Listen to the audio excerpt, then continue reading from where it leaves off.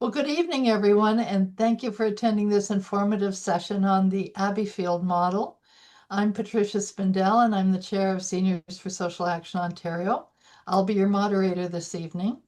And I'm just going to make sure that people are muted so we don't hear anything we're not supposed to hear.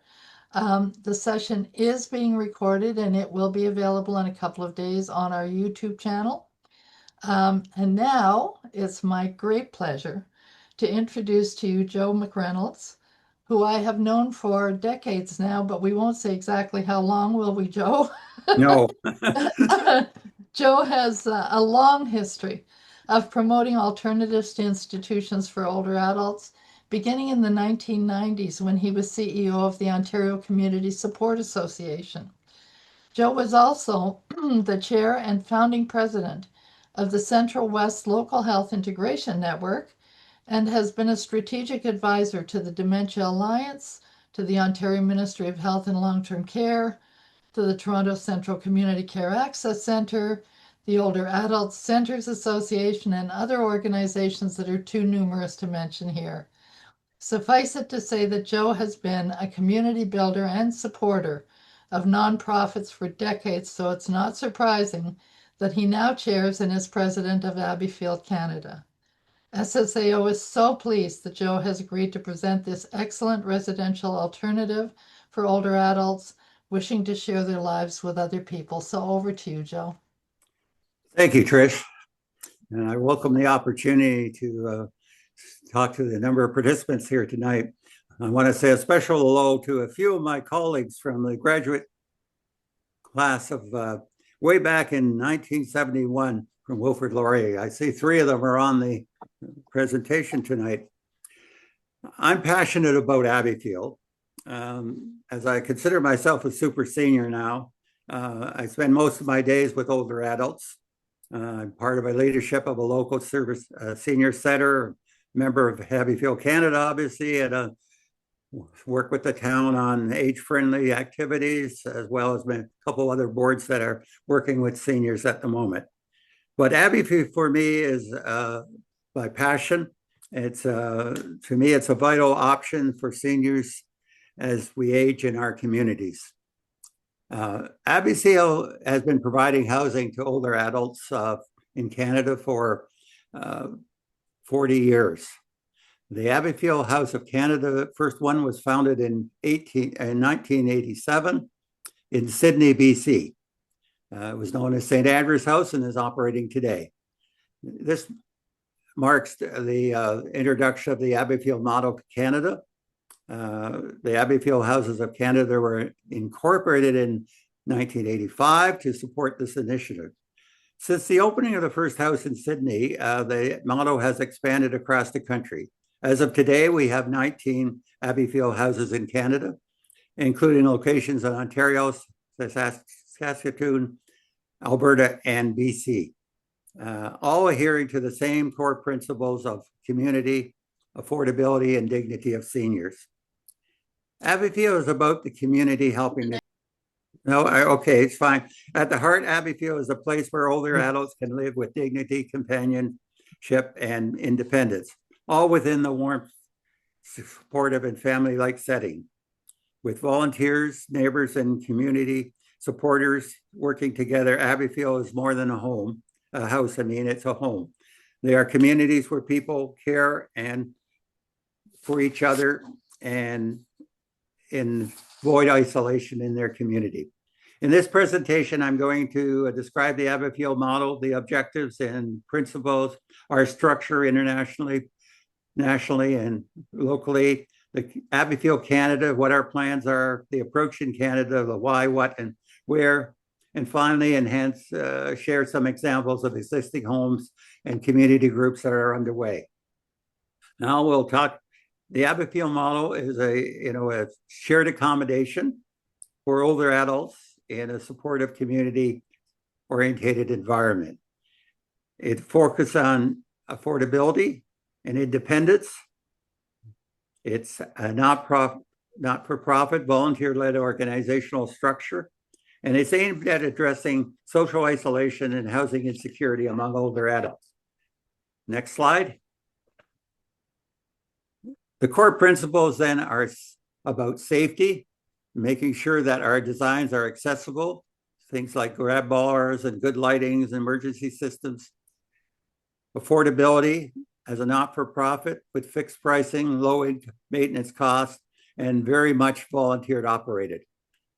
Independence, private living space for people, autonomy in their daily routines, and optional support.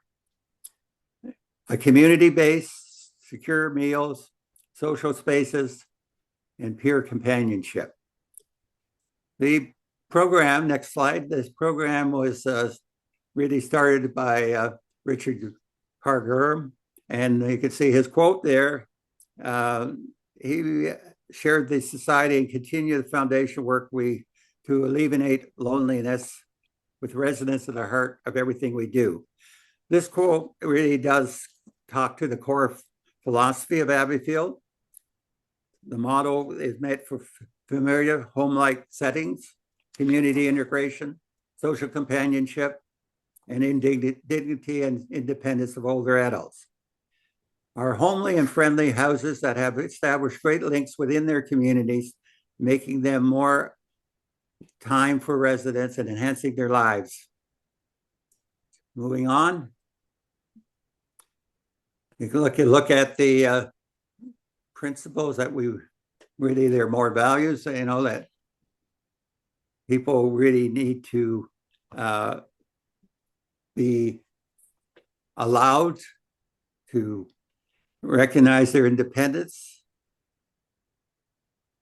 They have an important role to play in the lives of community and their families and friends, and that the community has a responsibility to support them in their community. Let's just share for a moment my own experience with Abbeyfield, and got involved in some 25 years or so ago. I was in the community here of Caledon East, which is a community of about 2,000 to 3,000 people at the time. Brenda, my wife, was involved with the local church. Through her and through other, I observed a number of older individuals leaving our community when they could no longer either afford what was happening in their houses or cope with their houses. And what really struck me was a gentleman at the age of 95.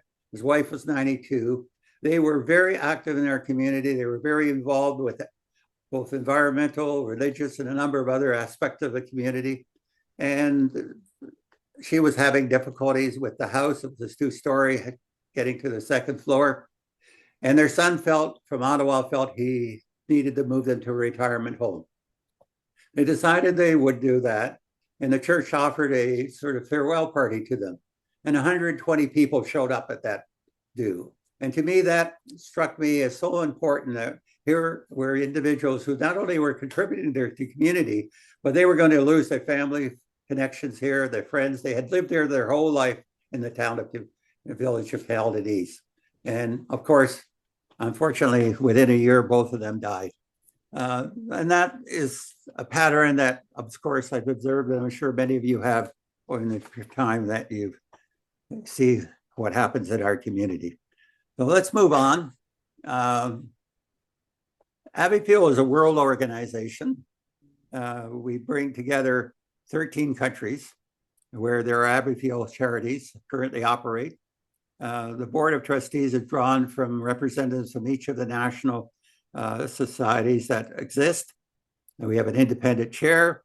The purpose of the World Council is to encourage the growth and development of the Abbeyfield model around the world. We just opened the latest one in Malawi in the last month, actually. It says coming soon, but it actually now is opened. Moving on. So Abbeyfield Canada is a not-for-profit charitable organization that supports the operation of the 19 homes in Canada and assists the groups who are interested, the community groups who are interested in developing the model. We have 12 members on our board. We have 2 staff. Rhonda's on the tonight with us, and Robert Gund is in BC part-time, works for us a couple hours each week. And each home, and I think it's important to know that each home is an independent incorporated organization. Next. Thought I shared briefly the strategic plan that we have within Abbeyfield, Canada. The vision is that older adults live with freedom and independence. The mission is direct and support the growth and operations of the Abbeyfield model of affordable housing in Canada.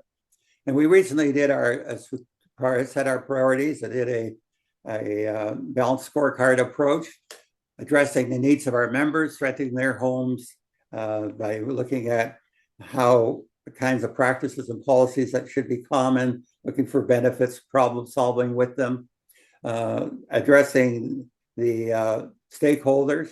We want to be part of the national voice for affordable housing for seniors in Canada, and want to develop relationships with other organizations that are supporting older adults in housing associations, and especially with governments of all levels.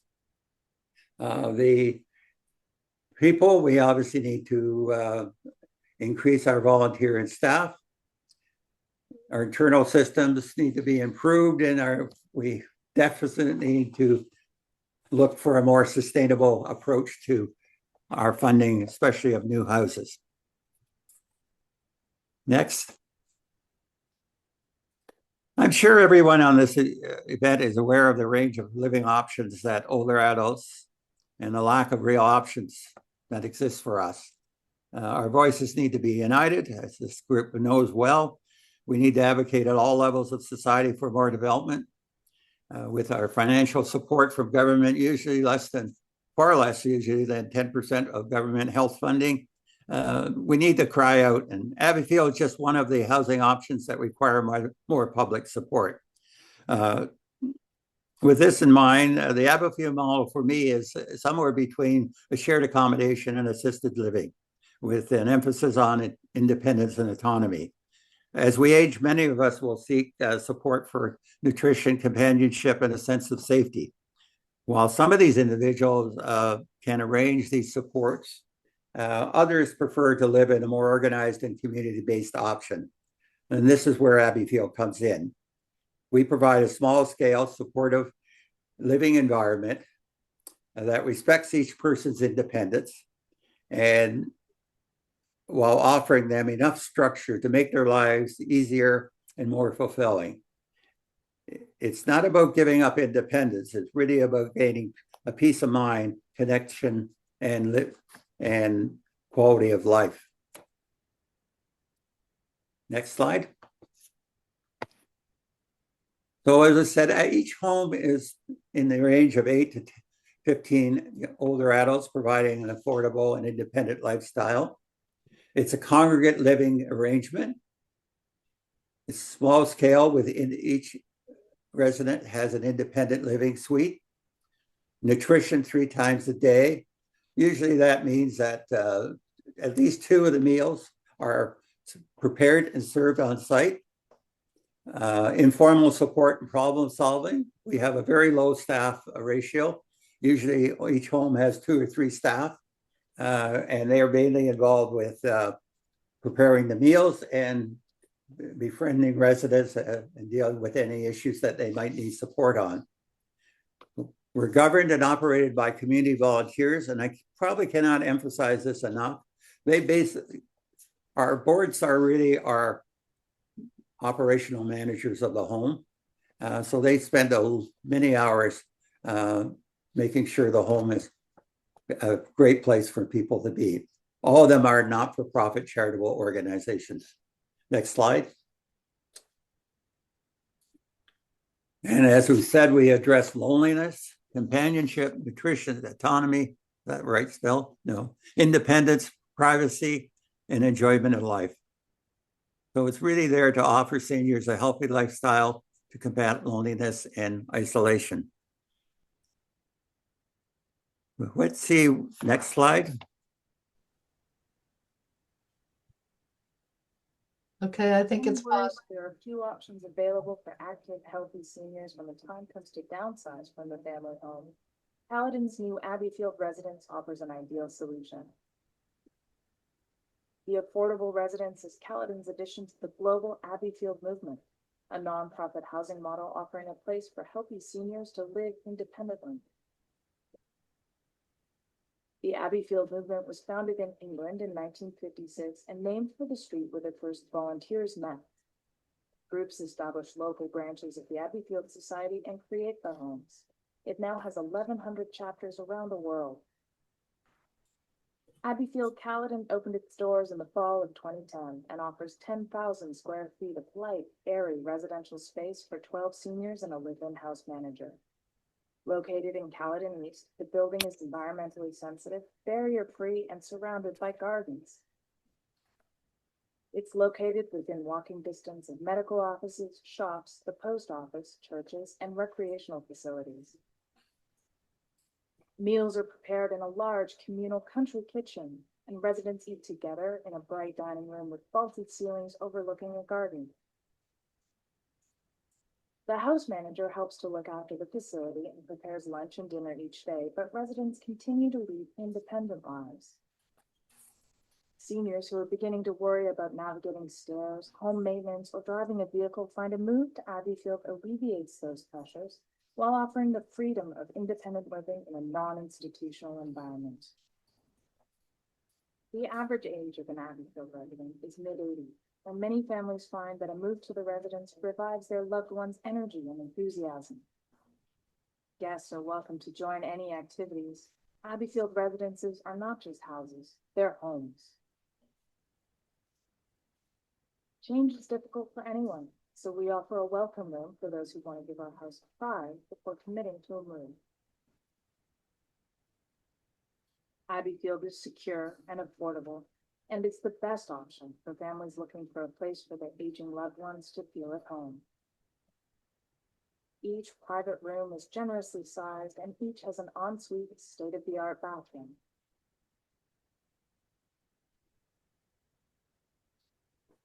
A homey living area features a fireplace and a piano, and residents can also enjoy a library area with a huge flat-screen TV for Friday night movies. It's social, companionable living and a change that can bring seniors who've become isolated back into the community. Come to Abbeyfield Caledon and experience the benefits. We look forward to welcoming your family into ours.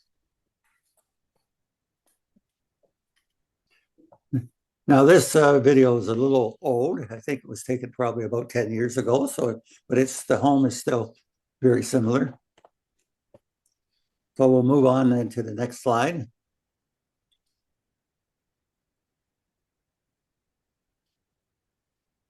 Just want to give you a sense of where the Abbeyfield houses are in Canada at the moment. As you can see, the bulk of our houses are actually in BC. Both on the mainland as well as on the island, but there are homes in the prairies. And in Ontario, there's a home here in Caledon, one in Durham, one in Ottawa, and one in Toronto. All the homes are operated, as I said, they operate as a separate social enterprise corporation. Other than a rent geared to income arrangement that occurs between Abbeyfield Toronto and the Abbeyfield and the City of Toronto, none of the residents receive any operating funding from government. Houses are operated on the fees that are paid by the residents and many hours of volunteers' time by the board of directors in the management and governance of the houses. Next slide. We experience an inquiry almost every week from some community groups. We struggle a bit to provide the support and information they're looking for. Currently, our Growth and Development Committee is developing a number of modulars that will help people move through the various stages of development. We're expecting the first one to be released in the next week or two. We're also exploring how we can help develop an equity fund that would help the community groups with financing. We're looking at several options, including a large community bond or a consolidation of the existing current equity that's in each of the existing homes. Next slide, then we'll give just a sense of course, so you can all see the map where the homes are. We aspire to have homes in every community across the country. I know that's a dream, but I'm hoping it will be seen as a reality someday. Financially, the houses are relatively secure. Few have mortgages, really mostly due to a generous support of a friend of Abbeyfield. I think we only have 4 houses with mortgages at the moment, and they're being paid down. But the operational houses are very close to the line from operation point of view, always trying to maintain fees at a level that's affordable and always facing the increasing capital and operating costs that we have. Next slide. I thought I'd share a bit of some of the homes very briefly with you. This is Abbeyfield, Ottawa. It provides a family accommodation for 10 independent seniors. It's a house was a church house. It's been redesigned in a setting for residents. Next, we look at the Polish community in Ottawa is really deeply committed to the development of a home. They're organized now. They are exploring financing and they're searching for a property. Their hope is to have one within the next few years. In Flows in Ottawa, another group in Ottawa, next one, is currently has been for several years providing social and wellness services to the Afro-Caribbean community. They plan to include an Abbeyfield house and are in the fundraising aspect of development. Next slide. There's another group in Ottawa in the Glebe area. They're organizing and planning for development. They're in the design and location hunt stage of development. There's a unique one being developed in Kitchener. We're still in the midst of figuring out how we deal with this one. It's focused on housing for older adults. The whole building at 56 Weber is to be devoted to older adults. The plan is for 1 floor to be for Abbeyfield and 2 floors to be for shared accommodations and apartment-like settings. So co-housing in a sense. And the top floor is going to be condo suites, or not condo, but penthouse suites for people apparently. Our biggest challenge here is we've got a very interested developer who's prepared to work with us and has been working with us for a couple of years. He's in the actual construction stage now, putting the garage in.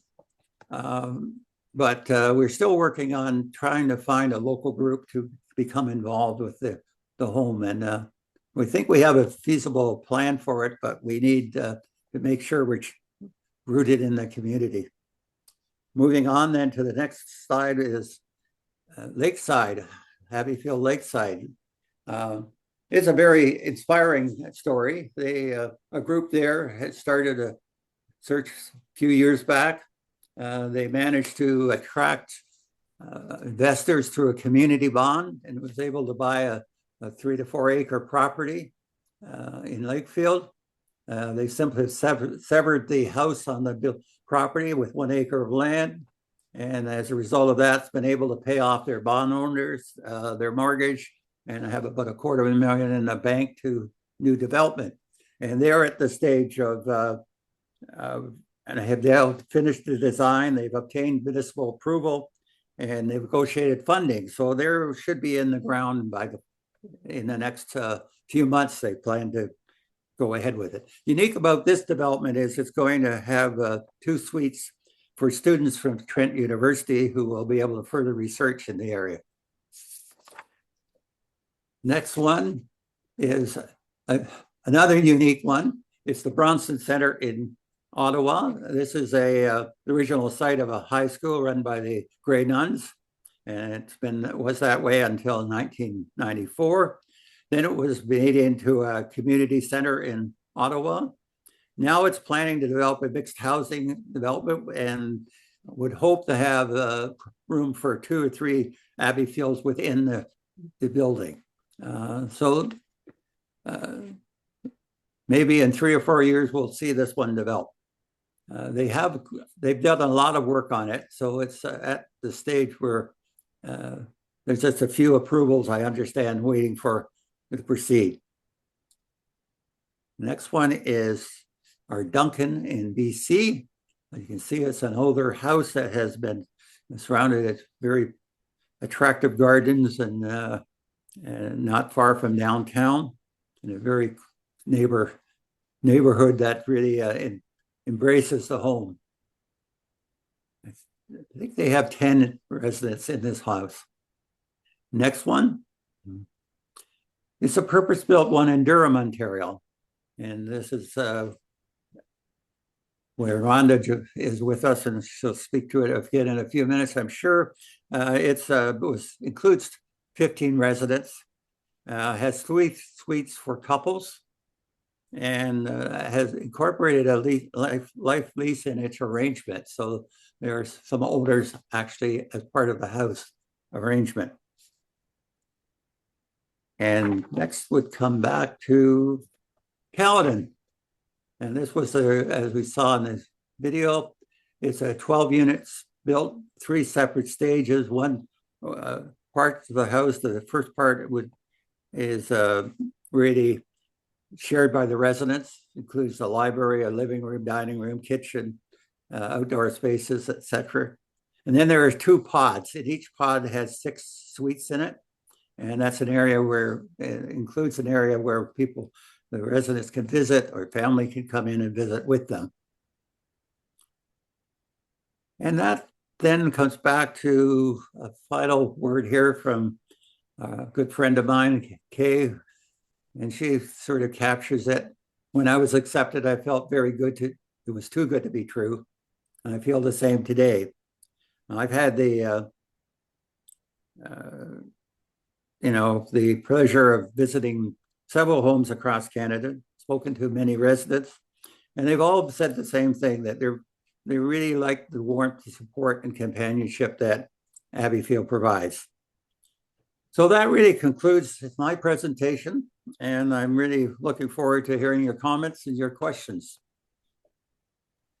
That's great, Joe. Thank you so much. And it gives everybody a pretty good overview. I wonder, just to start things off, and by the way, if you go to the bottom of your screen and look at React, the little React icon, you can raise your hand if you have a question, and I'll make a little list of people and take people one at a time. But just to start it off, Joe, can you talk a little bit about what the usual fees are that people pay? Is there a ballpark? Yes, at the moment, I think our fees range for about 1,800 to about 23 and a half a month. And that includes accommodation, their room, it includes all their meals, laundry services, which they themselves do, of course, but the laundry facilities are there. Most cases, it's the only fees that are additional to that are internet. If people want internet in their rooms, they pay for that separately, but everything else is included.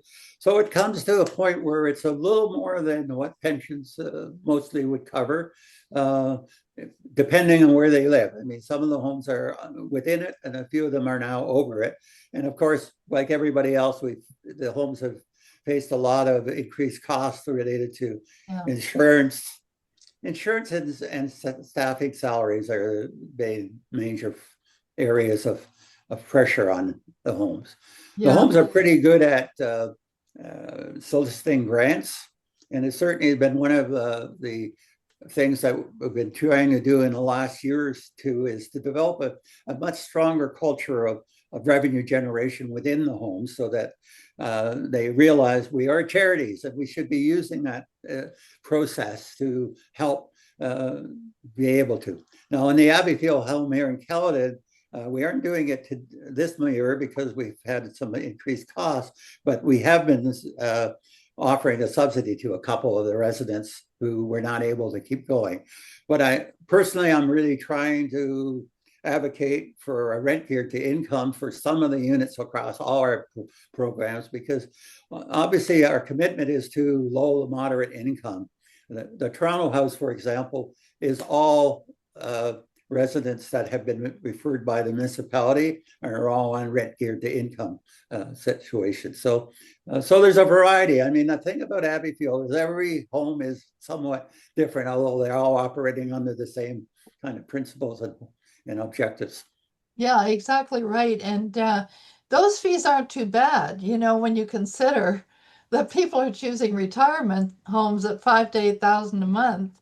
That's pretty good, and given that it's accommodation plus meals, and Yeah, a lot of social support as well. So that makes a lot of sense. I'm noticing some questions in the chat as good. well. Um, Someone is asking Nancy, if you want to put your question to Joe, that would be fine, or I could read it for you, whichever you like. Nancy, or there Hi she is. Thanks so much for your presentation. A couple of questions. Is there a point at which the residents are required to leave when they need a certain level of care? And how does that happen? And then also, how are the tenants selected? Okay, two questions there. Yes, obviously, for some residents, they will need care that we are not able to provide. I mean, one of the things probably I haven't stressed enough is we do not provide care. We provide support to the residents. They're independent, their own situation. But certainly in the homes, for example, now in the Caledon home here again, I think 5 of the residents are getting home care at the moment. With bathing, with preparation, etc. I mean, there comes a point where our support is not sufficient, and their needs are not being met well at this point. So there is that need, and what we do is at intake, at the time we're doing a new review, we stress that that they must start thinking about that in case that happens in their situation. And one thing I should say, each resident has a sponsor. It's a requirement that there's somebody is their sponsor. It's usually a family member, although again, it can be a friend, a Lyme friend, or it can be a far relative or something. We've seen all of them, but their responsibility, and we stress this in the intake process, is to continue to be part of the lives of the resident, to be there, to attend when we have events, to participate in the community of the Abbeyfield House, but also to be there to help when it may occur that they need more care that we can provide, etc. Now, the care levels have been very variety during COVID, for example, when we all know that there was times where there was no options to move when care was provided. We had a couple residents who lived and died at our home. In one case, she had a nurse coming 3 times a day and almost constant PSWs for the last 2 months of her life. I mean, that's not what we want to have in the homes, but it happened, and it's just saying that to demonstrate that care can be provided. So the intake happens. Surprisingly, many of the homes don't have a waiting list. In fact, most of the homes don't have a waiting list, which is very interesting, when you think about it. And it's a lot to do with I think the demands that are put on our boards at the moment, because they focus so strongly on the homes themselves. They really aren't, in many cases, perhaps connected as well to the community as might be possible, etc. So at intake, it's usually handled this way. Somebody inquires about the home. We provide them with a tour of the home. We, and let them see, and in many cases, let them come and have a meal with the residents so they get a sense of whether this is something that fits their interests and needs, etc. And then if they're at that stage where they want to pursue it, they submit an application to us. Usually a panel of 3 or 4 of the board members will sit down with them and their family and talk about it and see if they are compatible on both sides, compatibility on both sides. That they think they can live with this and be with part of this, and this is will meet their needs, and as well as we feel that we can provide what they need, to be honest about it. So that's the intake process. I mean, they're all under a sorry, what's the word I'm looking for? They're tenants. I mean, landlord, they sign a tenancy to come into the homes because they are protected under the Tenant Act, at this point. So, Joe, you said that you went, some of the municipalities actually you work in collaboration with them to get referrals. I am shocked that you said they don't have wait lists. So, but is that a rarity that you work with the municipalities, that it usually comes through the community groups that are sponsoring the homes, the tenants? I would say it varies across the country on that question. Like here in Caledon, we have a very strong relationship with the municipality. I know Durham does. I know Toronto does. But there are homes where, it's not as strong. And and one of the things we have to remember is it's not an approved part of the government health system or social system, etc. And that was a real issue during COVID because they didn't know what to do with us, to be honest with it. Right. We only had 1 or 2 outbreaks in all the homes across Canada during COVID. And it speaks to a great deal to this lifestyle that, the ability for people to be in their own space and for us to manage the rest of the space well.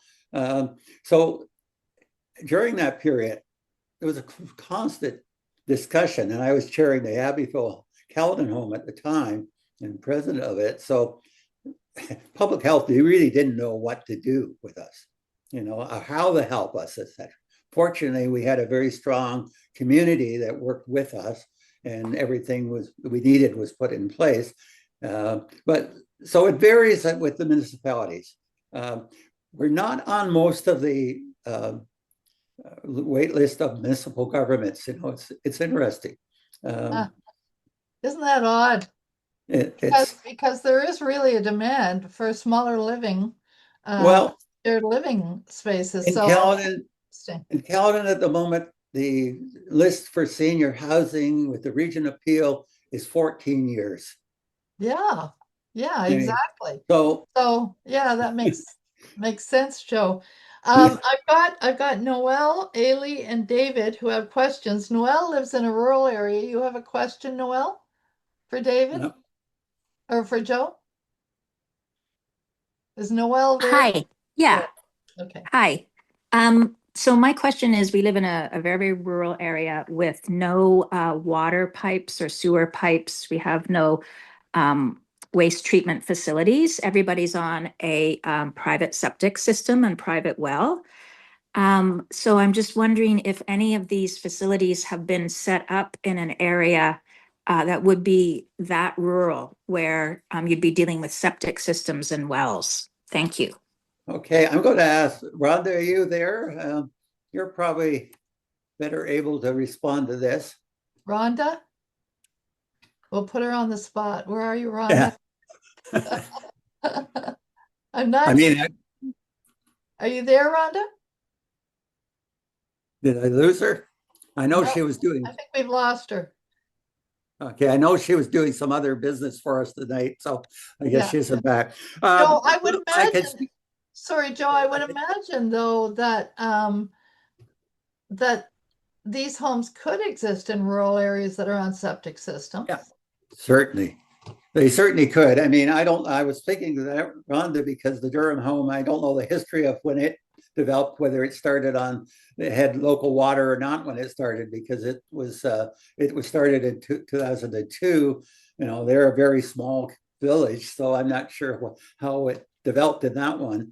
And I suspect some of the BC houses, let me think, there's a couple on the island that are pretty isolated, so they might have that happening. But personally, I don't see any problem. And David, I know is going to ask the question in a minute or so. So he probably even has more insight to this than I do. Yes, and we'll get to David as soon as Ailey gets a chance to ask her question. Ailey McKechnie, are you there? Just waiting. Oh, Ailey, can you ask your Hi, question? Go ahead. hi. Um, so I have a piece of property near Creemore, Ontario, and Yes. I'm 52 and have envisioned an intergenerational community for elders, not just seniors living together. I feel like kind of having different ages together is a really healthy model. And I'm pretty sure there's one of those homes that has some younger folks in it as well in England. I'm just wondering if you know about it and if you could speak to it, and if Abbeyfield, Canada is open to that possibility. I'm not sure the answer, how we would respond to it totally. But yes, in England, there are mixed houses like that. And I can tell you that in Australia, I think it's Australia, New Zealand, they have a whole section that are dealing with individuals with developmental handicap under the Abbeyfield model. So I think they have 5 homes now operating at Abbeyfield that focuses on individuals with intellectual challenges, et cetera. So there's no reason why. The model really fits. It's a bit like, I don't know if you know about care homes too. I'll get on that subject, but care homes are the same. In England, they serve all ages, they serve all needs, et cetera. Bringing people back to nature and animals, et cetera. We only have one in Canada. And it's in Dufferin County. And I speak about it because I have a granddaughter who's part of it now. So, we've got to be open to the different approaches, et cetera. So, and there is another group in Creemore that's approached us too. So I don't know if you're part of that or it's a different group up there that has approached. She's saying yes. She's giving you a thumbs up. So that's great. That's a great question, Ailey. We've got David. David, you I know have some zoning questions and can probably, because David is a wonderful environmental architect. David can probably also provide some information. So David, go ahead and ask your question, and then we'll come to Zita. Yeah, I didn't expect to have to answer my own question, but anyway. We Yeah, prepared you. lady, I actually have a place just south of Creemore, between Mansfield and Creemore in Mulmer Township. So very familiar with Creemore. That's our town. So yes, as far as the rural off services, I've designed a number of retirement homes and even long-term care facilities in areas where we are on septic systems. So it certainly can be done. It depends on the soil conditions and the amount of land that you need for a septic disposal system. And of course, water comes from wells, most likely. And I guess that is related to a question I asked about sprinklers. And from the Abbeyfield homes that I've seen, they're not sprinklered. But I guess the answer to that question I'd have to give is it depends on the number of people who can self-evacuate from the building. So I believe the number is 4 people or something like that. If more than 4 people need assistance in evacuating the building in an emergency, then it would have to be sprinklered. And so it goes into a different category. So I think those are the areas I wanted to cover. And as far as the zoning is concerned, that's going to depend on the municipality where they're allowed. But I would assume that these, and Joe or Rhonda could answer the question, whether the zoning has been an issue, whether you look for rezoning and official plan amendments, or whether they see these as a lodging house or a group home or something like that in the categories. Yeah, it's a very interesting question because I know the experience we've gone through in Caledon was they didn't really know how to zone us, and we're really zoned as a large house, to be honest about it. Now in Lakefield, the township there has passed a bylaw that allows for an Abbeyfield and has a special designation. I don't have the wording in front of me, but it's the one that we've been trying to talk to the municipal associations about because we do need to find a proper zoning arrangement for them, because at this point, I suspect we'd find every Abbeyfield has a different approach, or every municipality has a different approach for Abbeyfields, you know, so I don't really have the answer to that. The sprinkler system, I think I saw them in the Vancouver house. I'm trying to think elsewhere. It's something I haven't registered in my head well, so I'll circle back on that one too. Yeah, that's an interesting one. I guess it depends on the total number of people, because some of the Abbey homes are smaller, so they're pretty much family size, and I guess others are larger, so that might be a consideration depending on how easily people can get themselves out of the building, as David Yeah. pointed out. Yeah, Yeah. all our rooms in the Abbeyfield house at Caledon have an escape hatch in them. In other words, Okay. a window that opens up immediately to come out, so they can come out of the room type of thing. Exactly. Yeah.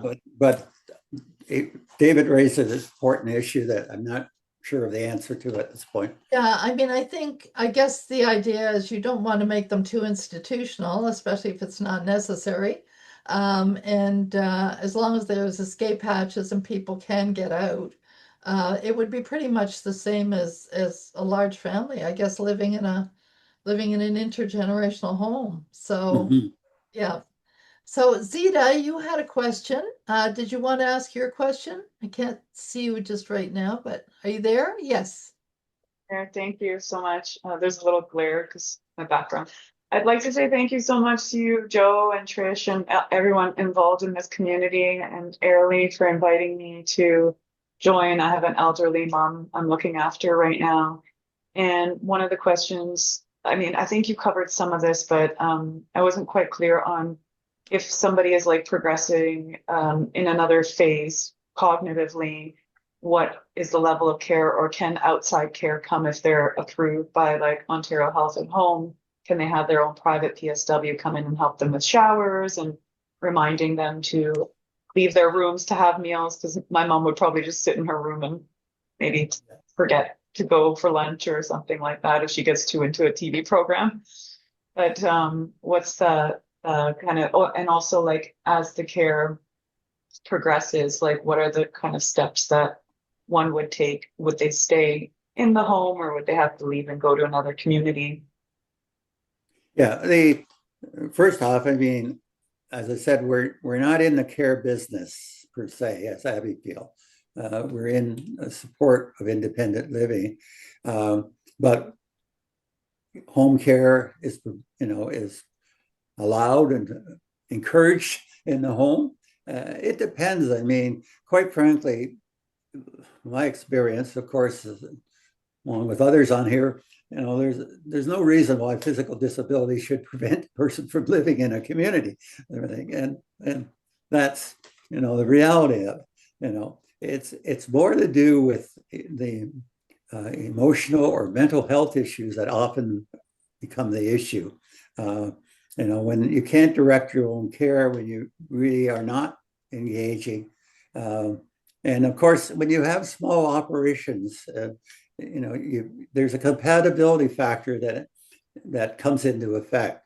And having observed, Abbeyfield for several years now, there are peaks and valleys with that too, where the groups are really together and really, good friends and supportive, et cetera. And there's other times where, you find 2 or 3 people who have gone off on their own type of thing and really are not living part of the congregate living type. So how do you deal with that? I mean, it's never an easy answer. And as people require more care, there will be times for some individuals where we cannot provide it. I mean, in this model of care, and we do need communities that are much more open and controlled from a broader point of view. And we know that this happens around the world, and we just haven't adopted it in Canada yet. I mean, there's no model that, I shouldn't be that critical. There are some that are coming close to it, but there are no real models of villages like, if some of you looked at the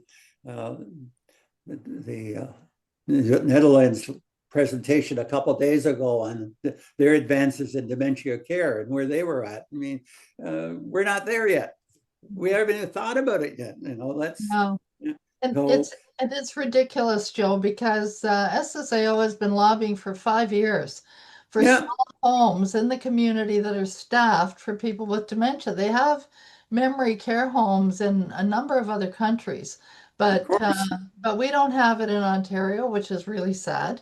And that's one of the things we've been lobbying for. The other thing is nonprofit assisted living, where integrated care is built in to apartment buildings. It could even be built into condo through PACE Of programs. course. Of course. And we were not doing that either. It's like when it comes to residential accommodation, Ontario is way behind. But here's the good news. The good news is that that Ontario Health is starting development on policies for small homes in Ontario, and SSAO has been pushing them hard on that. Joey, you'll be happy to know. And what's happening is that SSAO has put together a working group under Dr. John Lord's mentorship, and John and his working group are coming out with a report in about 4 or 5 days, actually, that Good. we'll be sharing with everybody. And they will be asking to meet with the CEO and senior staff of Ontario Health to push seniors' vision of what small homes should look like and what they should be doing. So that's sort of hot off the press. That'll be happening in the next very little while. That's very good news Yeah, because yeah, it is good news. So Zita, you had your hand up again. Did you want to follow up on something? I just want to say thank you so much. This is really a beautiful thing and community. And I heard you mention like keeping it non-institutional because there's an element of like heaviness that comes with that kind of physical environment. And I find that when elders are together engaging, it provides longevity and like mental stimulation. So I just want to say thank you so much. This was really, really a godsend. Thank Well, you. you're very welcome, and we're happy you joined us. Good questions. Um, I also wanted to just ask you, Joe, if you can talk just a little bit more about what stages people might go through if they wanted to create an Abbeyfield home in their area. okay, sure. As I said, we're working on a sort of four modular approach to this because we're figuring it out, and because what we hear, and when I say we, almost every week some group, somebody comes forward, and I think somehow in the slides I forgot, skipped over the ones about the new developments in Ontario. Somehow, I don't know how I skipped over that slide. I just realized that we're talking here. I didn't mention Picton. I didn't mention, a number of places that are really keen about building Abbeyfields at the moment. But the stages are, there usually is a stage where the group has to organize. It has to kind of confirm that there is the need in the community type of thing, that, that in fact, that there is enough need to do this and that there's enough individuals who are prepared to look at it. And again, we find that the skills that are necessary in that phase of development are quite different than the skills that are really needed in the board when it comes to the operation and maintenance of a house type of thing. So first stage, sort of getting that understanding, that organizational work done in a community, deciding if they want to become incorporated and start the process. The second stage, is probably starting to think about how their finances come about, how they're going to fund it, how, getting some sense of what they want to build, how they want to see the house. So, and each house, as I said, is unique apparently at the moment. So we need to, get into that. Finances become quite part of that, thinking about how they're going to finance things. Then it becomes into the stage, I would say, of organizing the design of it, getting the approvals, confirming the funding. There's various stages. And the fourth one we're looking at is, of course, getting ready for operation, and figuring out just what you need, because you're going to need not only the traditional staffing and stuff like that, but you're going to need some operating fund to get started, etc. I can tell you, I lived through the Caledon home here development, And it took us 10 years, actually, from the time we first sat down as a group of interested citizens to the time we opened the house. And, a lot of the first few years were trying to find some organizational grants that would help us, get some of the planning work done. We had spent a lot of time trying to find a location in town. We then had to start going through the various designing processes and getting things ready. So we were ready. We were very fortunate in Caledon because we had everything shovel ready, and along came a federal provincial program, and the building cost about 2.3 million at the time. We were able to get 1.9 out of this grant process, and so the building was built. That's unique, but it has happened. When you start looking at each of the homes across Canada, you find they have a different pattern than how they got to where they would be, to be honest about. But there is that kind of stages, and we're wanting to put out a detailed kind of how to do it, and the design, the templates that necessary, etc., so that homes can move through in a more way. Because what we're hearing from most of the community groups is, well, we're just rediscovering the wheel again. Like we're all doing, we're not sure. We take one step forward, we take two back, and then forward, and etc. So we've got to get a much more efficient thing. But the biggest issue we're facing is having some form of equity that would help the homes get finances. Because in most cases, they're not an organization that has finances, Yeah, it's very interesting you say that because as Helen Cooper, who's here, will know, Seniors for Social Action, which is who SSAO is, Ailey, Seniors for Social Action Ontario. Yes, I know where is currently about to put out to its members a briefing document for MPs calling for federal funding for NORCs, naturally occurring retirement communities with social support programs. So we may want to get together, Joe, and include Abbeyfield and get our members to start pressing for some Abbeyfield homes as well when they talk to their MPs. So what we'll be doing is providing an actual briefing document that people can hand to their MPs and say, this is what we want. And then they can speak to the personal reasons why this is so important for them. The federal government has said that they're going to be announcing a deeply affordable housing strategy. So we want to make sure that older adults are part of that deeply affordable housing strategy. And we want to present them with the models that we think should be. Great. So that's great. We would certainly be happy to be part of it. We'll talk more, Joe. Okay, Ailey, you had your hand up. Yep, go ahead, Ailey. Oh, Hi. Sorry. No problem. All good. I've been called worse. So, oh my gosh, did I just have a brain fart in terms of my question? Oh, yeah, no, I didn't. It came back. So I have visited both the Durham community and the Caledon community, the Abbeyfields, a long time ago. And I met Dick in person, which was what a guy. Great. And so I know with the Caledon Abbeyfield, you, I believe, have you started with a 10-year lease from the town of Caledon. Is that correct? Like you're leasing the land from them? No, our lease is 100 years actually on the land. Okay, 100 years. And we're just renegotiating with the region because the region had provided a loan for operating, and we really paid it off and got forgiveness from it last year. So we're released from the regional ties at the moment to a certain extent at this point. Okay, great. Congratulations. Yeah. Okay. Janina Fisher has her hand up Janina has a question. So does Nancy Orr, and then Jerry. So Janina, go ahead. I think you were asking about whether.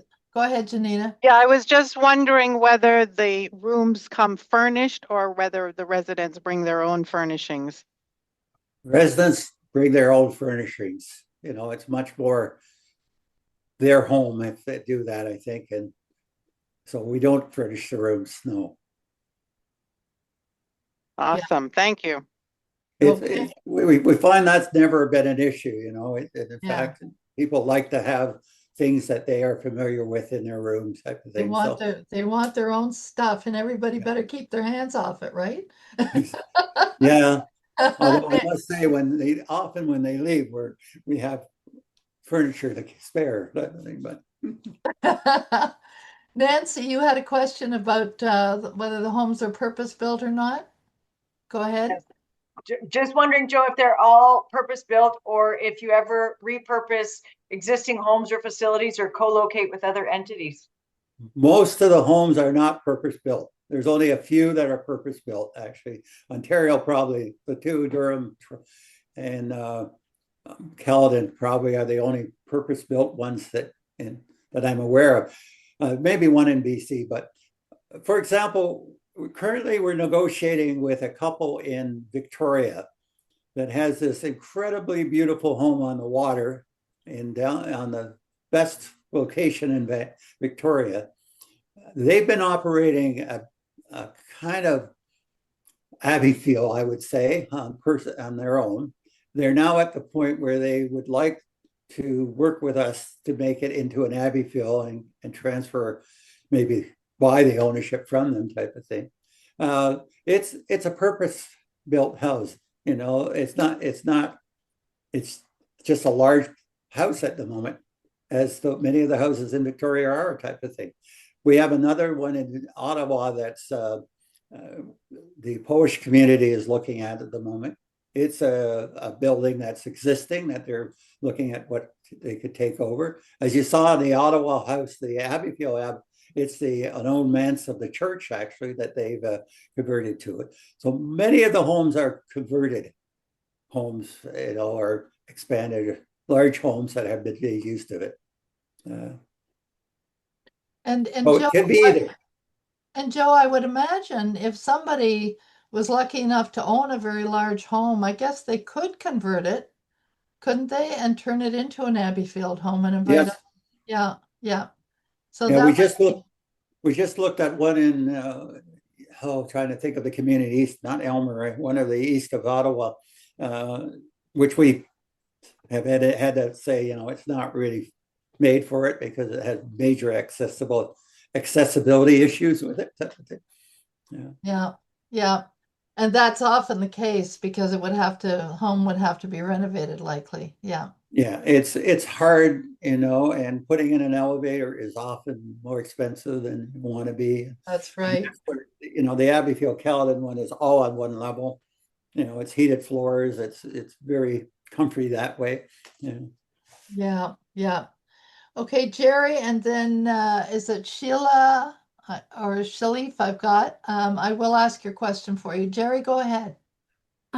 Until this evening, I've never heard of Abbeyfield, the Abbeyfield model.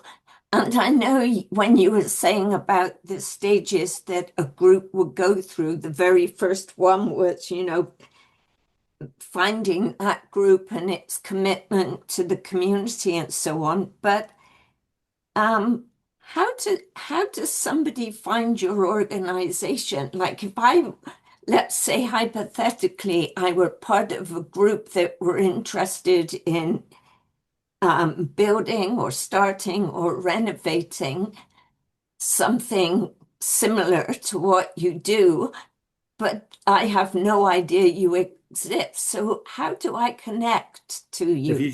If you just go to Abbeyfield Canada website, everything's there. And if Rhonda was on with me, she would be telling you very quickly how to get in touch with but she's not here at the moment, apparently. No, so.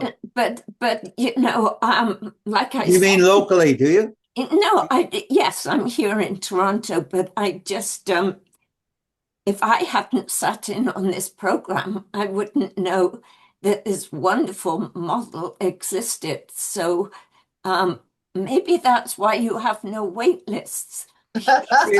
Well, that's one of I the reasons I we don't wanted disagree Joe to with you. talk to our members. Yeah, I I don't think you're a disagree with you, to well-kept be honest about secret. it. We are the best kept secret, I think, in many Yes, communities, yes. But and I it's mean, I all love about, the concept. It's wonderful.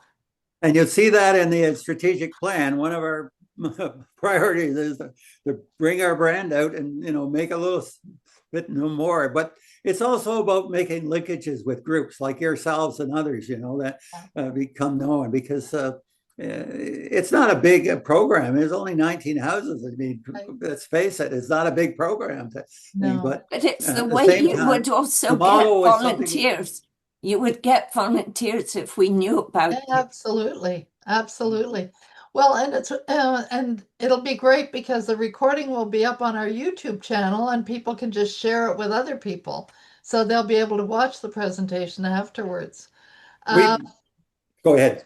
Go ahead, Joe. Yep. Well, I was just going to say, in Caledon here, we've really been using social media a lot more in the last 2 years, and it's made a big difference in our Yeah. receptivity. Yeah. As I said, each council member now is a big fan of ours, but a lot of that's because they've heard from people in the community that, hey, this is great. Why, help us, type of thing. And in fact, they're after us to develop a second home in Caledon at the moment. We're in the process of doing Abbeyfield 2.0 here in Caledon at the moment. That's great. So, Joe, there's a question from Shalif who doesn't have access to a mic, so I'm going to read Okay. it. I'm going to read it for her. Joe, you mentioned everyone being on a tenant contract. It seemed to me when I visited the Durham house some years ago with Airlie that some of the residents were owners of their units and others were renters. Is this typical, or are there various arrangements for renters and owners? Yeah, Durham is unique that way. There's no question about it. Everybody else has to be kind of part of the tenant, have a tenant relationship with the Abbeyfield. In Durham, I think, I'm not sure, but I think it was 3 or maybe 4 of the units were made as life leases. So people bought the units and invested in it, and lived in it as long as they needed to. And then there was an agreement about how it would be bought back and at what value, et cetera. So that was a little unique, and it's certainly one that we will keep looking at, is whether it seems to have worked in Durham, so maybe it can work everywhere else. It's part of us exploring how to get finances a little clearer for some of the homes, the developing homes I'm talking about now. Yeah, so Shalif's follow-up was who owns Abbeyfield Homes? Sorry? Who owns the Abbeyfield Homes? Well, it's the board, the charitable not-for-profit board.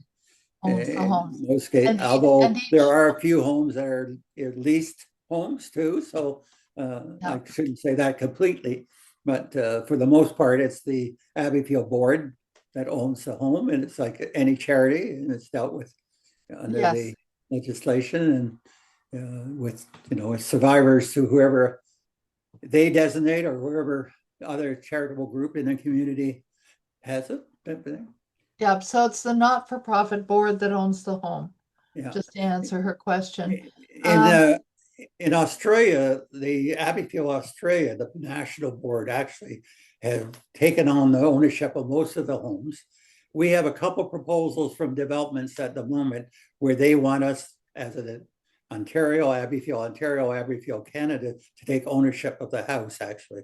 So we're in that discussion as well, trying to figure out just what legal responsibilities we'd be having. Yeah, exactly. Noel, you had we have among us a land use planner. So Noel, go ahead and make the comment that you've got in the chat.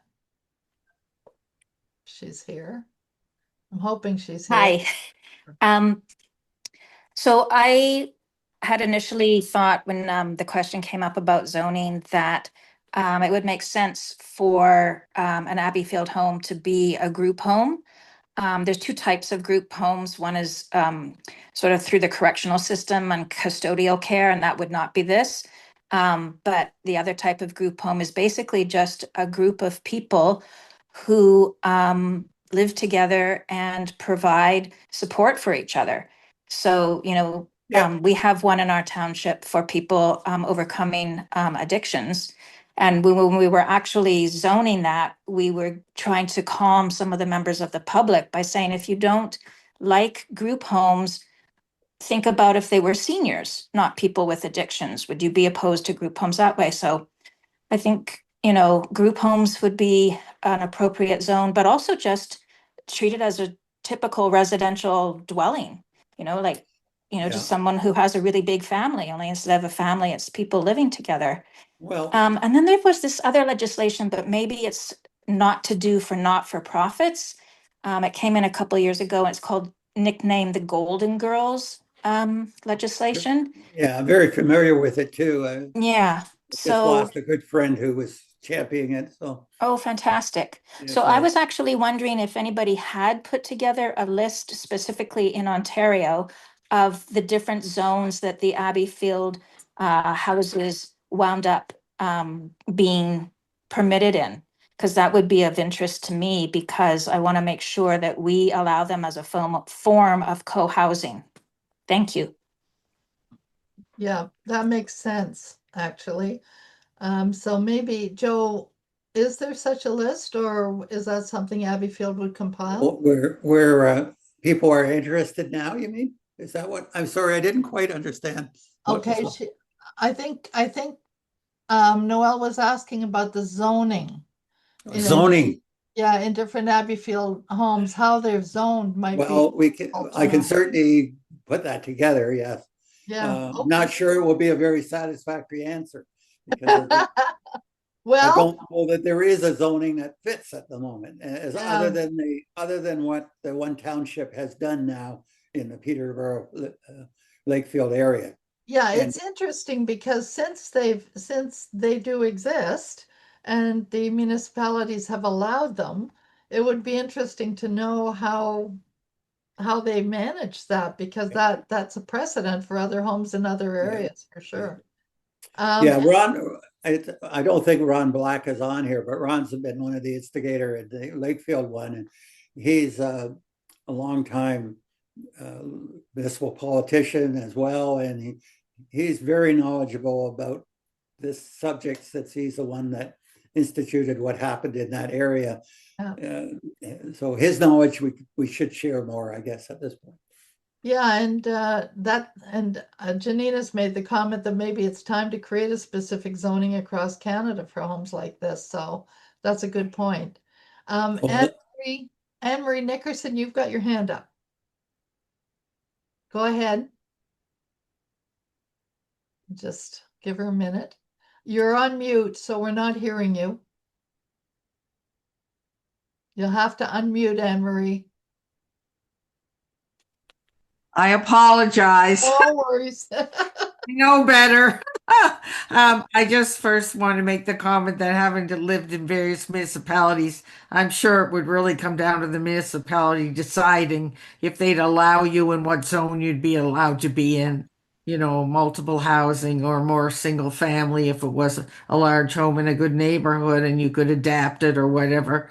I know living in Oakville, they have stringent rules, and then I've lived in Niagara, so it would vary. But I wanted to thank everyone for a wonderful presentation and Trish for doing this. I watch all of them. I come in every time and I don't have too much to say, but I take lots of notes and I print out everything you send. So thank you.